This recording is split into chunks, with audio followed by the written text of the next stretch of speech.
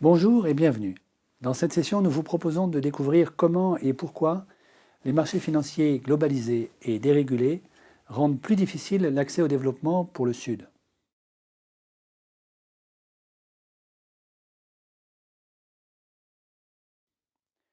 Dans un premier temps, examinons comment la financiarisation de l'économie a fait disparaître le signal prix nécessaire au pilotage à long terme de l'économie. Le prix est un outil majeur pour le fonctionnement de l'économie. Tout agriculteur, tout chef d'entreprise a besoin de pouvoir prévoir où se situera le prix à l'horizon temporel de son activité, la vente de sa récolte ou un approvisionnement en énergie ou en fourniture.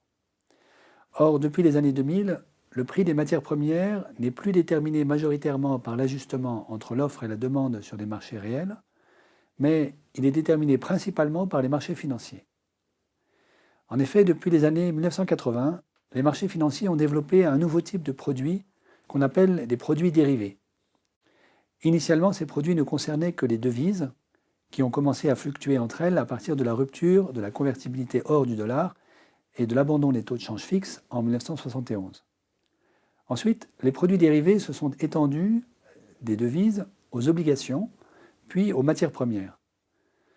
Parmi ces actifs dérivés, on compte les options d'achat. Une option d'achat est la possibilité d'acheter un produit à un prix fixé à l'avance à partir d'une certaine date. Il ne s'agit pas d'une obligation d'achat. Si le jour venu, on peut acheter le produit à un prix inférieur à celui qui a été convenu initialement, on choisira de ne pas exercer l'option, qu'on aura alors acheté pour rien. Une option est un produit financier, dit dérivé, sur un produit réel, dit sous-jacent. Au fond, c'est un pari. L'option a une valeur en elle-même qui ne dépend pas du prix du sous-jacent, mais du sens du marché financier des options. Elle est chère si l'option est à la mode et bon marché dans le cas contraire. La quantité d'options en circulation peut être très supérieure à la quantité de matières premières disponibles. Ces options se sont développées massivement à partir des années 1980 et elles ont peu à peu financiarisé le prix des matières premières au fur et à mesure que le volume des transactions sur les produits dérivés s'est accru.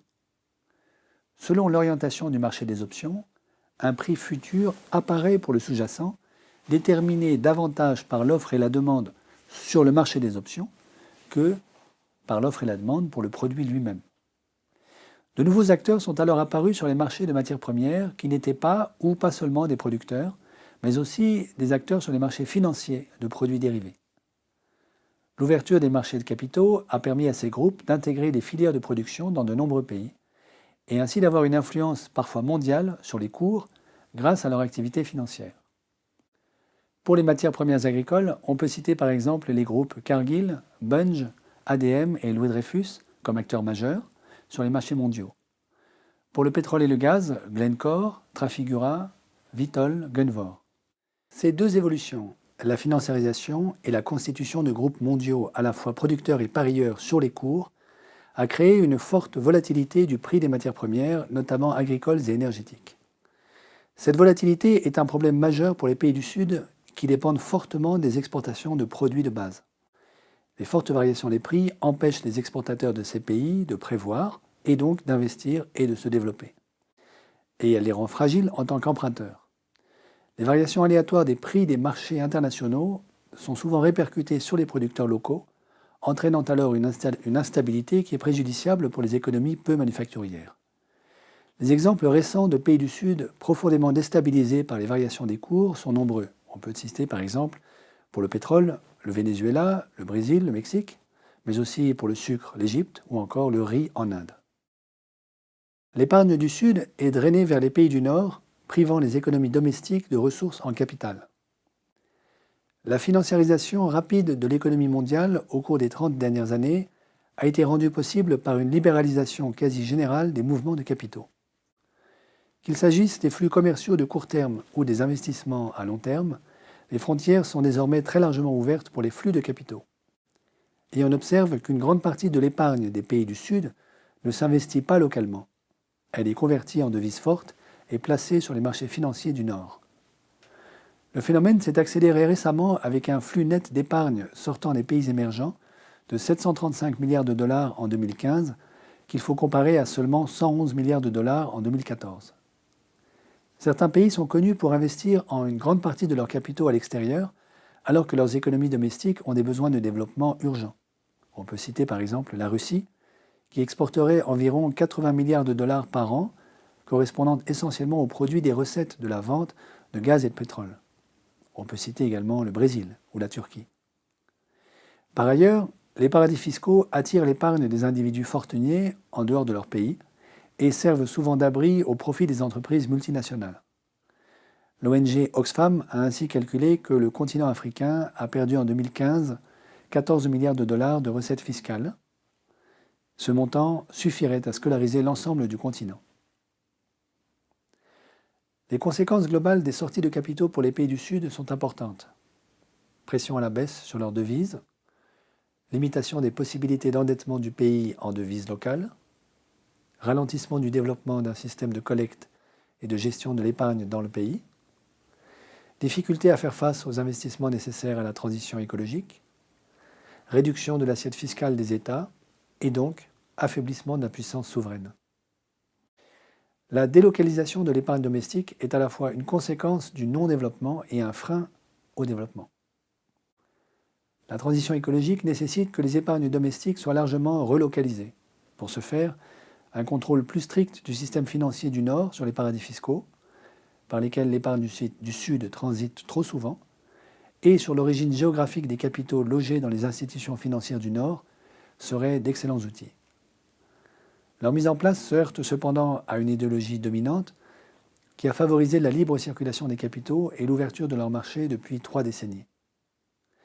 Mais la transition écologique implique de nouveaux investissements massifs au Sud, que les frontières poreuses aux capitaux actuellement ralentissent ou rendent impossibles.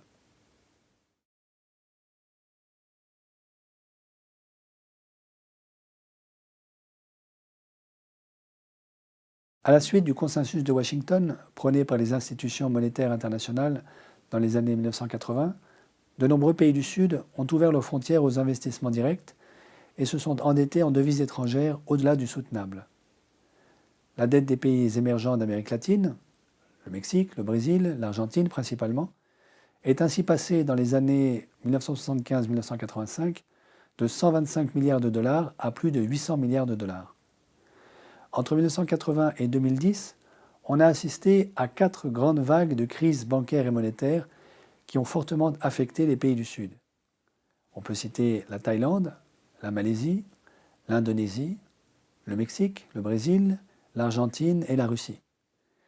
Ces pays ont connu à partir de la fin des années 1990 des crises bancaires et de change qui leur ont fait perdre parfois jusqu'à 20% de leur PIB.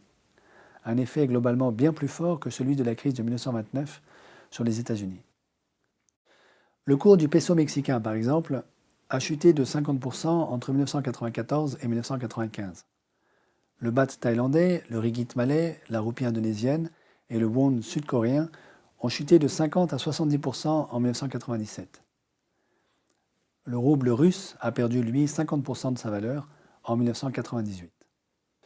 Le mécanisme de la crise est le suivant. D'abord, une bulle provoquée par des investissements directs trop rapides dans le pays. La dette extérieure croît alors plus vite que le PIB. Lorsque le flux d'investissement se tarit, la monnaie se déprécie et la dette extérieure se renchérit d'autant. La dépréciation de la monnaie est souvent renforcée par une fuite des capitaux hors du pays, qui peut être provoquée par exemple par l'augmentation du taux d'intérêt de la Banque centrale américaine. Les capitaux quittent alors l'Indonésie, par exemple, pour profiter de la hausse des taux à Washington. Les banques endettées en devises réduisent leurs prêts ou bien font faillite, ce qui ralentit l'économie, alors que la dépréciation de la devise entraîne souvent une forte inflation. La dépréciation de la monnaie est elle aussi souvent renforcée par la pratique des investisseurs, souvent du Nord, que l'on nomme le carry trade.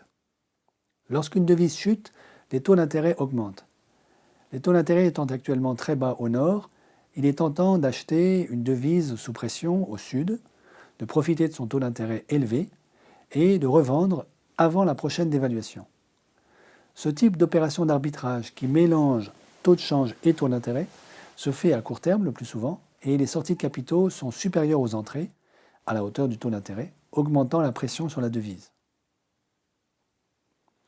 Une étude du Fonds monétaire international de juillet 2015 évoque une corrélation négative entre la force du dollar sur les marchés des taux de change et la croissance des pays émergents. La force du dollar peut en effet sembler provoquer chacun des trois phénomènes que nous venons d'évoquer dans cette session.